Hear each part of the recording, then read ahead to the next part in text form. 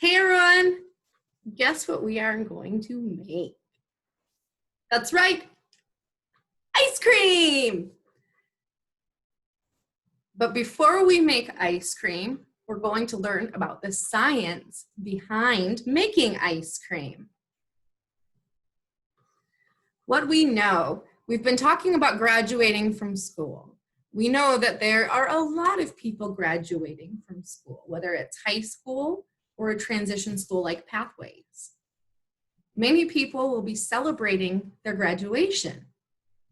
And some people celebrate with food, like ice cream. Ice cream is a frozen mixture, and that's where the science comes in. We're gonna learn how we make this frozen mixture. So our objective is to use science to make ice cream. So many people are graduating from school now. People are gonna graduate by getting together with friends and family for parties. Because we're being careful and social distancing, you might just eat ice cream at home with your mom and dad, or have one or two friends over. You could have cake, ice cream, whatever treat you want. We've got a nice, easy recipe to make our own ice cream. Special foods like ice cream, cake, mints, make parties fun.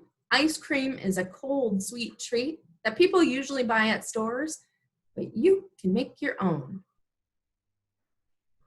We will use a milk and sugar mixture along with a little bit of science to make our ice cream.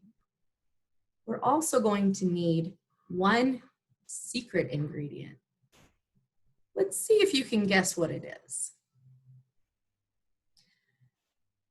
What do we know about ice and freezing? We know that water freezes at 32 degrees Fahrenheit. So when we put water in the ice cube tray in the freezer, what happens to it? It starts out as a liquid, and when it freezes, it changes from this liquid water to a solid ice cube.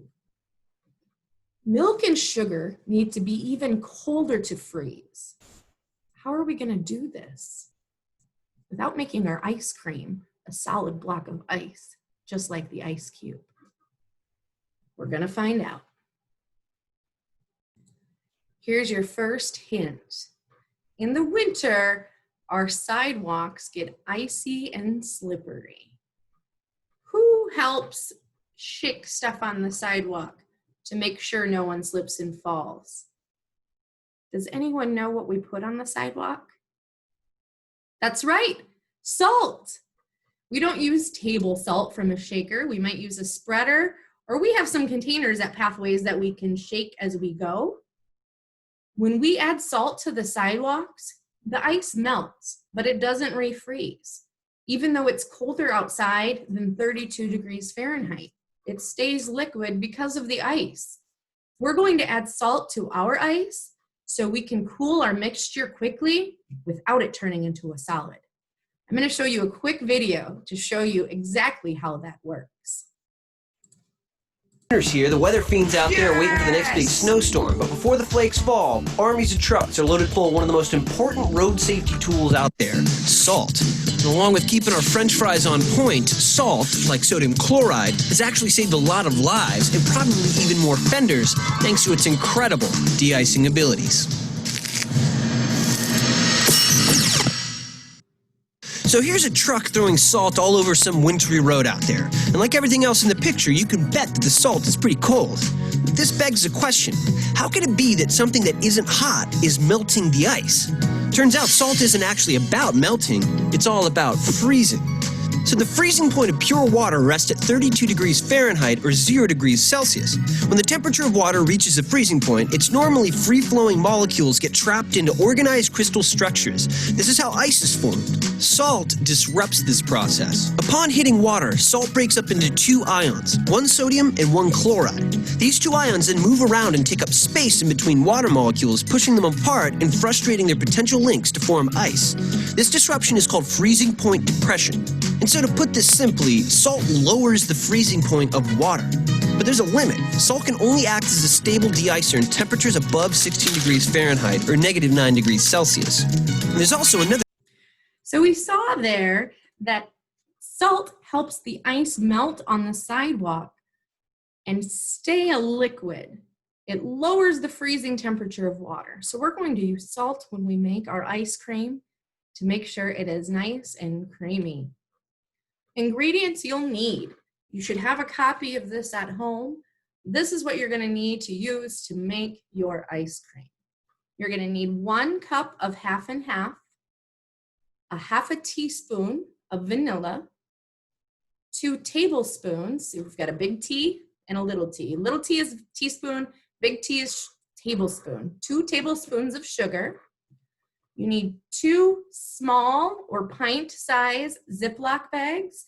Your baggie just has to be big enough to fit this half and half in and the other ingredients. The half and half, vanilla and sugar will go in the bag. So you have to make sure it holds at least this much, so a pint size will work.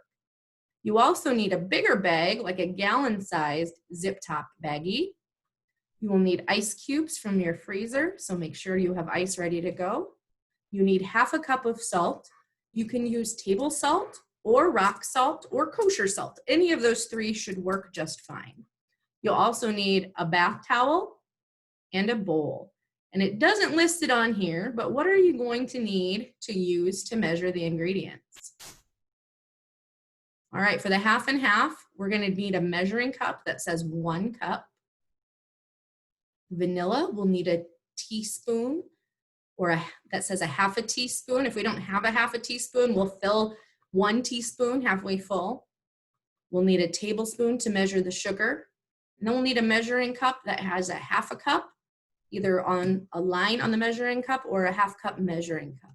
So those are the ingredients and supplies you're going to need for the show or for the ice cream.